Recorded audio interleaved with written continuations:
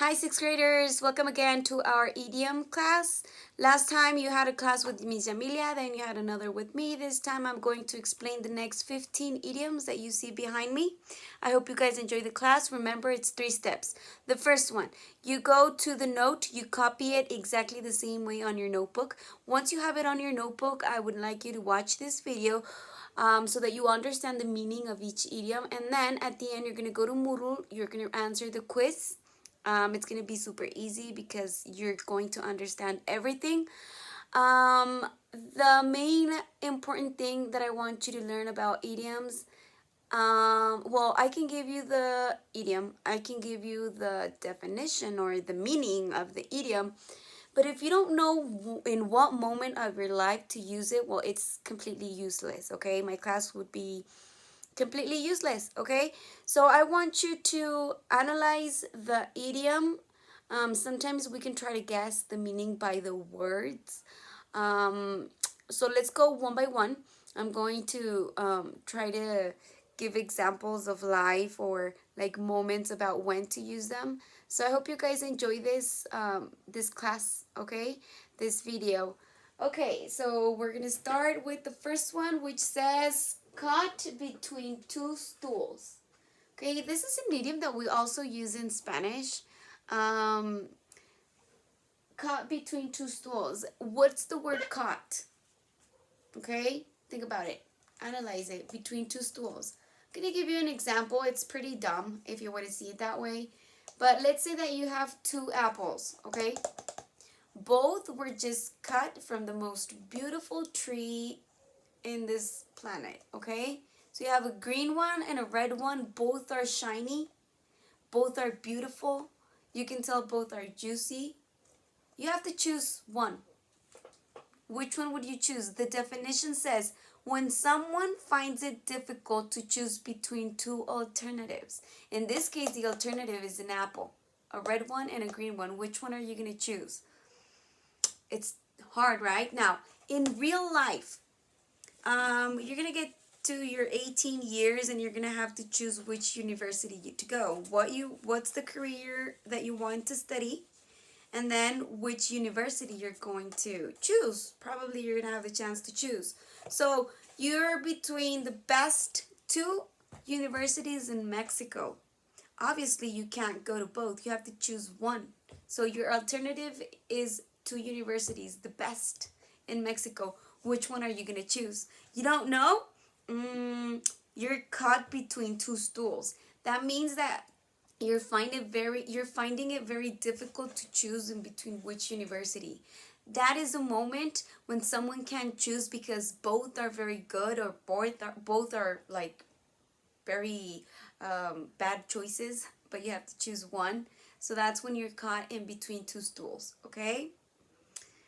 The next one says, cross the bridge when you come to it. What is a bridge?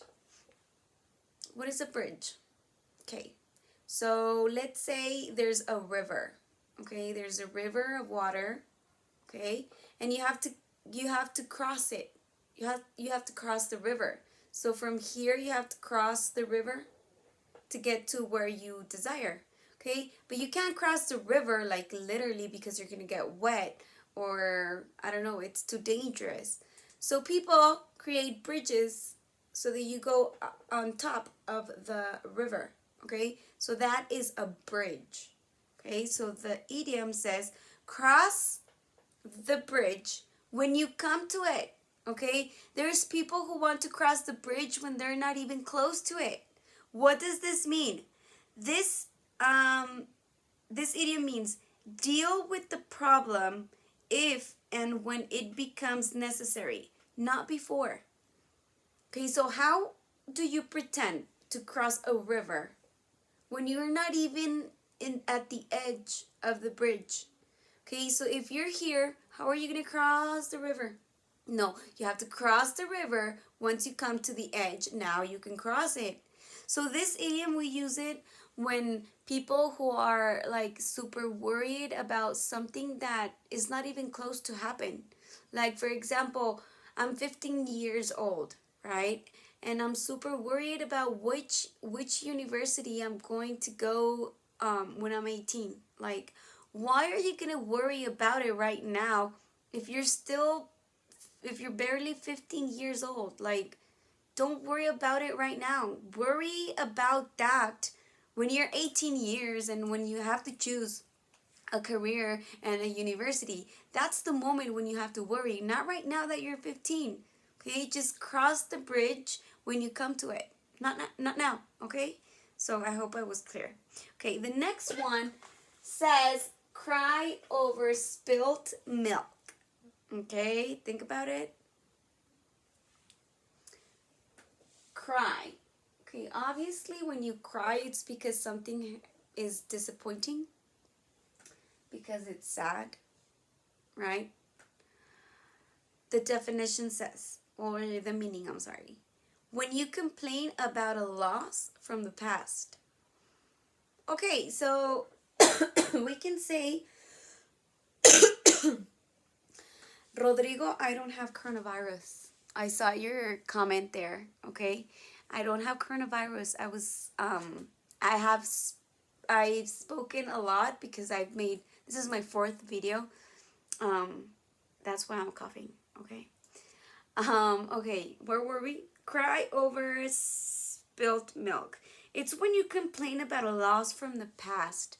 What does this mean? Okay, I'm 28 years old right now. And when I was 18, I had the opportunity to go to Harvard. But I was in love and I decided in that moment to stay here in Mexico. So now that I'm 28, oh my God, why didn't I go to Harvard? I should have done it. Why did I decide to stay in Mexico? That was a huge mistake. Like, people is gonna come to me and tell me, you know what, cry over spilt milk. That already happened 10 years ago. Why are you complaining right now? Why are you crying right now about it? Stop complaining. I mean, it already passed. Get over it. You know, like, don't complain anymore. There's no point. You're 28. You can't go back in time. Stop complaining. Cry over spilled milk. Okay, that's the meaning.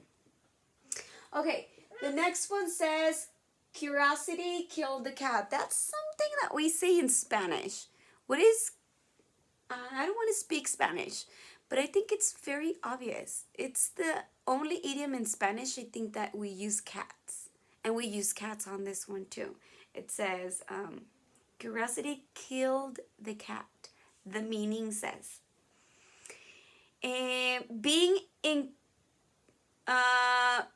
being curious can lead you into an unpleasant situation. What is unpleasant? Something that you're not gonna like. Something that you're going to hate, probably. Something that you're not gonna like. A situation, an unpleasant situation. So, by being curious about something that is not even your situation or your problem, like being very curious on that can lead you into an unpleasant situation. For example, if I don't know, if I see that someone is in a fight, and instead of doing something to stop it, I'm only going to look and be curious, I'm going to be in an unpleasant situation. What does that mean? I can have a consequence. If I'm in school and I'm not doing nothing to stop it, or I don't tell an adult what's going on, and I'm just there like staring what's going on and he ha ha, and I'm very curious, I can be in problems. I can get into an unpleasant situation because everybody who was in that moment, everybody who was making fun of that moment is going to have a consequence, okay? So because I was curious about going and looking and laughing and everything, I'm going to have an unpleasant situation, which is going to be a consequence. So, normally who says this idiom would be like a mom or an adult or a teacher. So, curiosity killed the cat. Go to your classroom. Stop looking what you're not supposed to. Curiosity killed the cat. Mind your own business. I always tell you, mind your own business. Okay? I hope I was clear. The next one is number 5. It says cut corners. Cut corners. What do you think that means? The meaning says, when something is done badly to save money. When something is done badly to save money. This happens a lot like in business, small business. Cut corners is like, yeah, leave it like that. I mean, whatever, just do it. I mean, I need it right now. Do it fast. I don't care the quality of the product. Cut corners. What am I saying to the people who's working for me with cut corners? Like, it doesn't matter if it's done perfectly. The important thing is that it's done. What I want is to save money. So, if you do it fast, but you do it wrong, you do it bad, you're gonna do a lot. So I'm gonna save money because you're doing it fast, and I'm selling, and I'm selling, and I'm selling. And I don't care if the quality is good. I just want you to do it fast because I need to sell a lot and I need to earn money. Okay? But the quality is bad. On the opposite side, there's another business who tells the people, you know what, do it carefully. I want it done perfectly well done because I want to give quality to my customers. I'm wasting more money, but the quality is better. So probably I'm not going to earn the same money the other business is, but the quality is going to be better. Okay? So when you say cut corners, it's because you're doing something bad to save money. So don't use that one. I don't like that one. Probably in school you can also do it. I mean, not to save money, but cut corners would be something like, I don't care if I have a 10. If I have an 8, it's fine. Okay, cut corners. Okay, the next one says cut the mustard. The definition says, to succeed, to come up to expectation, adequate enough to compete or party. Okay, this idiom is used when we achieved something that we were expecting, like we succeed on what we were doing. It's like cut the mustard. It's like, oh my God, I'm so proud of you. We did it. We got to where we wanted to. We achieved what we expected. We did it. We were able to do it. Oh my God, cut the mustard. It's like, oh my God, we did it. Amazing, amazing, amazing, amazing, amazing. Okay. Okay. The next one says, don't count your chickens before the eggs have hatched. Don't count the chickens. Everybody knows what a chicken is. Before the eggs have hatched. What is hatched? Hatched is when a chicken comes out of the egg. Okay, that's pretty much when they hatch. So think about, don't count your chickens before the eggs have hatched. The meaning says, this idiom is used to express, don't make plans for something that might not happen. So, why are you planning to go to the university if you don't know if you have passed? Why are you so happy about going to the university, to college, when you failed 7 subjects? Like, really? Are you happy for going to the university? You don't even know if you're going to pass high school. Don't count the chickens before the eggs have hatched. That means don't make plans of going to the university when you don't even know if you're going to pass high school. If you have 7 subjects failed, most likely you're not going to pass. So you're not going to go to the university. You're going to have to repeat the last year of high school so then you can go to the university. So don't count your chickens before the eggs have hatched. Okay? I hope I was clear. Okay, the next one says, don't give up the day job. Don't give up. What is don't give up? People tell you to don't give up when you're doing something and you want to achieve something. And it's very hard. Normally, when you have big achievements, it's hard. If it would be easy, I think everybody would do it. So when you have a goal, um, every goal has an effort. So that effort normally is not as easy as it looks like. So normally people are like, no, I'm not gonna make it. It's too hard. I can't do it. And people tell you, no, don't give up. You can do it. Okay? That's don't give up. But what does don't give up the day job? The day job. Okay, the meaning says, you are not very good at something. You could definitely not do it professionally. This one's a tough one. If someone says that, it's because they really love you. What does it mean? Um, when you're doing something, probably a mom would say this one. When you're not very good at something and you're very how do I say this? Like very into it. Like I know I can draw. I want to draw. I want to draw. I want to be a professional drawing. But my mom knows that I'm not very good at drawing. My mom knows that I'm very good at math. Like I can be super successful if I do something that has to do with mathematics. So my mom is looking at me that I'm wasting my time drawing and drawing and drawing, and I'm not very good at drawing. So my mom obviously knows that I'm not very good at drawing. So instead of my mom having me pass a lot of time drawing when I'm not very good at it, instead of being investing my time doing mathematics because she knows I'm very good at it and I can really succeed on that, my mom is going to tell me, you know what, don't give up the day job. If you are very good at math, well, do math. Be an expert at math. But you're not very good at drawing, so just like don't give up the day job. I'd rather you to do math instead of drawing because I know you're better at math. Okay? So that's when we're going to use it. Number 9, don't put all your eggs in one basket. What is a basket? Caperucita Roja has a basket. What is a basket? Don't put all your eggs in one basket. The meaning says, do not put all your resources in one possibility.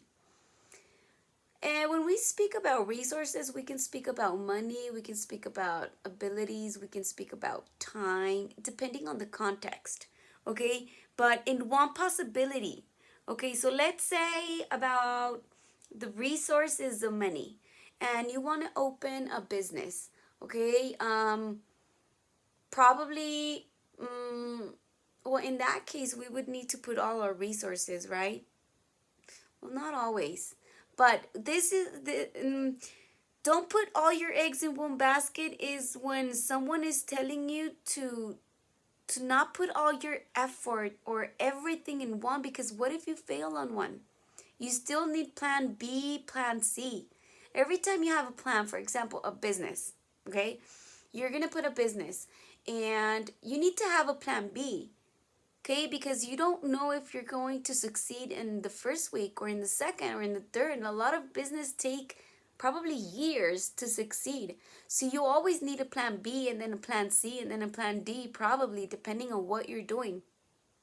So when people tell you to not put all the eggs in one basket, it's because you need to have another possibility. You need to have a plan B. You can't risk everything you have in one possibility. So take it slow, put resources into that possibility, into that business, but you also need to leave something for plan B and plan C. Okay, you don't want to risk everything in one. Okay, that's when we would use this idiom. Okay, the next one says, drastic times call for drastic measures. Think about it. Drastic times call for drastic measures. What is drastic? Something that you do like when oh, that was very drastic. It's because you changed from one idea to another one, like very drastic. Or you jump from one side to another one, that was drastic. Like something that you do like in a situation that you do it like very fast. Okay? The meaning says, when you are extremely desperate, you need to take drastic actions. Okay? Drastic times is when you're not having a good time. It's when you're not feeling okay, when something is not going like you expected and you feel desperate and you feel worried. So that's a drastic time. And when you're going through that, you have to take drastic measures. What does that mean? That you have to take action. Okay, I'm disappointed. I'm depressed because things didn't work out the way that I wanted. But if I stay here crying and complaining and whining, like, oh my God, things didn't go like I wanted to. I feel so dumb. I feel so bad because it didn't go the right way and I still complain and complain. No, you know what? Take action. What are you going to do to get out of there? I mean, you have to do something to change that act that problem that happened. You need to take action. Do something. Move. Stop whining, stop complaining. Do something so that you that drastic measure that you're going to take is going to solve that drastic time that you're going through. Okay? So, oh my God, I had a 5 in English. Oh my God, I failed. My mom is going to punish me. Oh my God, I have a 5. You know what? Okay, that's a drastic time. Now, do something to solve that. Okay, now I'm going to study. Now I'm going to pay attention to my teacher so that next exam, I'm not going to fail. Okay, so I'm taking a drastic measure for a drastic time. Okay, the next one says, every cloud has a silver lining. This one is something that we use a lot in Spanish. I don't want to speak Spanish, but I think every cloud in Spanish, it's something like, after the cloud comes, the rainbow comes out. That would be like the exact translation. But in English, we don't say it that way. Okay, in English, we say, every cloud has a silver lining. The meaning says, be optimistic. Even difficult times will lead to better days. Okay, so when you're going through something very sad or a very difficult time in your life, you have a lot of problems, probably you don't have money to live, you don't have a job. Um, even even when you go through that, there's something um, waiting for you very good.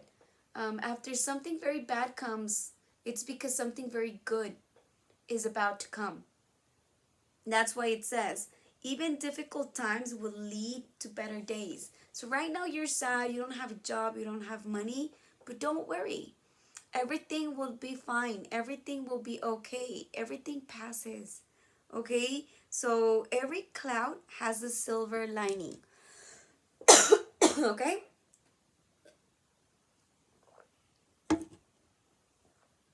So this one is when we want to like tell someone to be optimistic, that nothing is forever.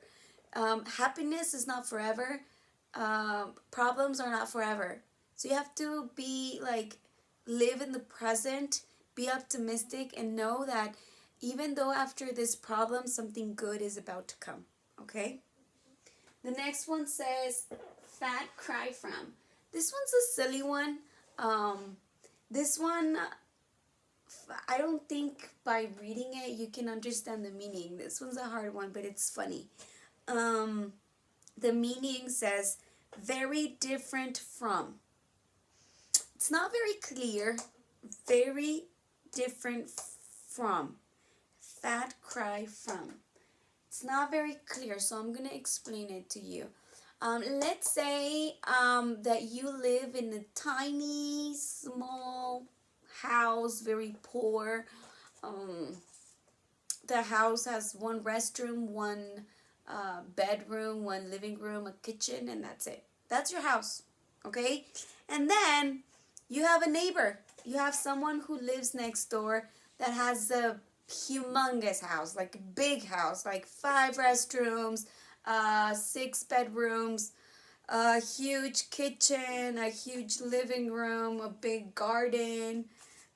So that's your neighbor, and you're looking at your house as well. And then your neighbor has a big house, and you're comparing them, okay? Because the neighbor's house is super big and super beautiful, and yours is not. That's the moment where you say, oh my God, fat cry from my house is super small, and look at the neighbor's house.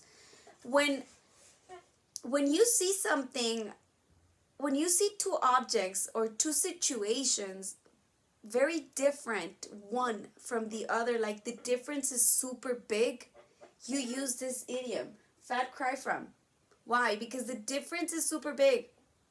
Like from a small house, a humongous house, or you see people with very poor people, and then you see very rich people. The difference is very big, okay? And probably you're laughing about it, or you feel disappointed about it, or you feel sad about it. Whatever your feeling is, because the difference is super big, you fat cry from, okay? Because you're comparing two very different things, okay?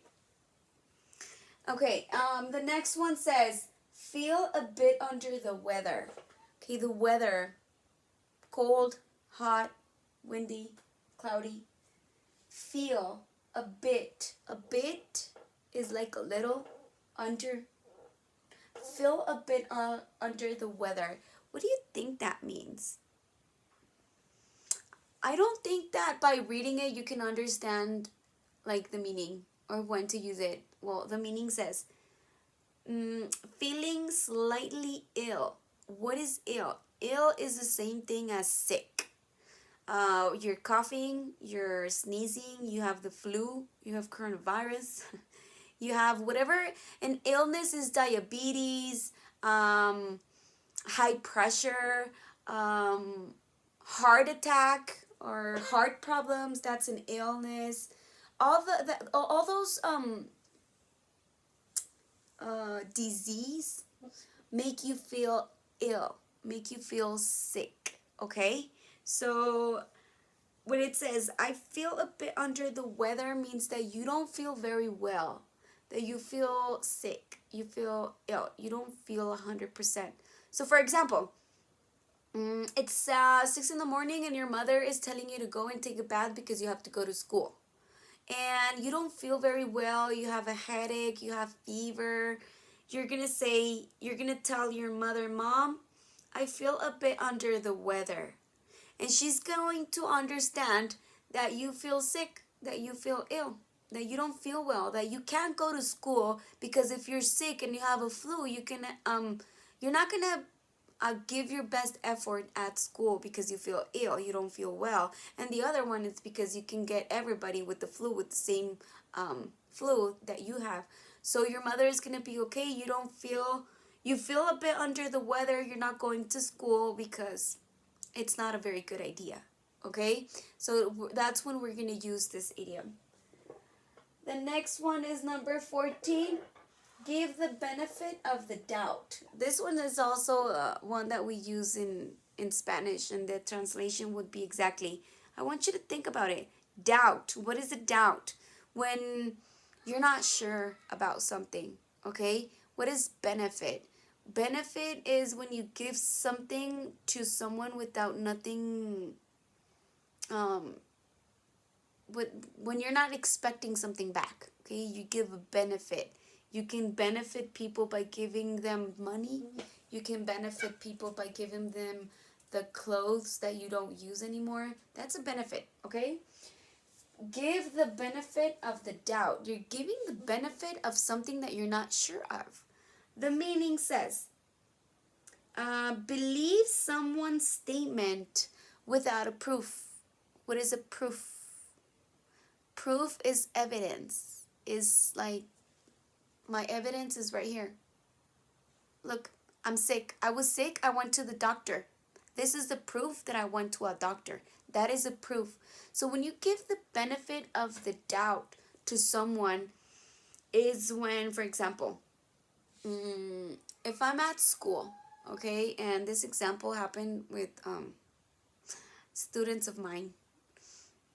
For example, you came late from recess, okay, and I'm asking you why you came back so late from recess. Why are you 10 minutes late from recess? And you told me, oh, it's because I was with Arturo. Okay.